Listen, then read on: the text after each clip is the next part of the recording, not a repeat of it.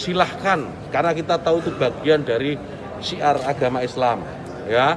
Tetapi ini harus diatur tentu saja, diatur bagaimana volume speakernya gitu, toanya itu nggak boleh kenceng-kenceng, 100 desibel maksimal.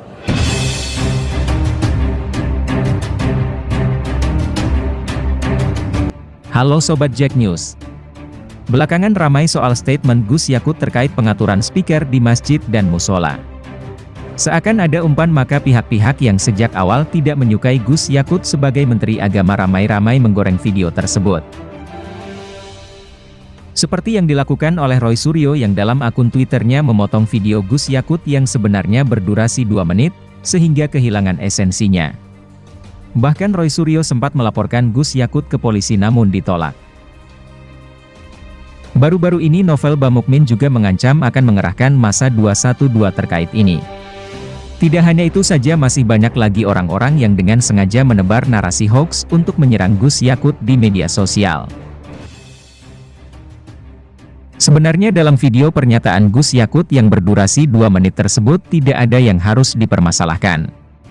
Dalam video itu Gus Yakut menyampaikan tentang aturan penggunaan speaker di masjid dan musola. Dalam video itu Gus Yakut juga dengan tegas menyatakan tidak melarang penggunaan speaker untuk adzan, namun perlu diatur atau ditertibkan supaya tidak berpotensi mengganggu lingkungan. Dalam video itu Gus Yakut juga dengan tegas menyatakan tidak melarang penggunaan speaker untuk adzan, namun perlu diatur atau ditertibkan supaya tidak berpotensi mengganggu lingkungan. Dan pada bagian akhir video tersebut Gus Yakut mencontohkan beberapa suara yang apabila secara bersamaan berbunyi maka akan dapat mengganggu lingkungan atau orang lain.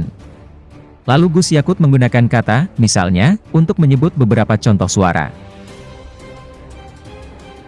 Contoh-contoh itulah yang kemudian digoreng oleh kelompok-kelompok yang anti Gus Yakut dengan menganggap bahwa Gus Yakut membandingkan suara adzan dengan suara anjing. Tentu kita semua tahu kelompok mana itu. Pastinya kelompok begundal kadrun. Narasi yang masih gencar dibangun dan disebarkan di berbagai media sosial oleh para kadrun memang sengaja untuk menjatuhkan Gus Yakut dari kursi Menteri Agama. Memang itulah tujuan mereka dengan framing dan narasi yang menyerang Gus Yakut. Semoga masyarakat Indonesia tidak terprovokasi dan bisa memahami secara utuh pernyataan Gus Yakut sesuai konteksnya. Tetaplah gunakan akal sehat karena dengan akal sehat kita akan selamat. Salam NKRI.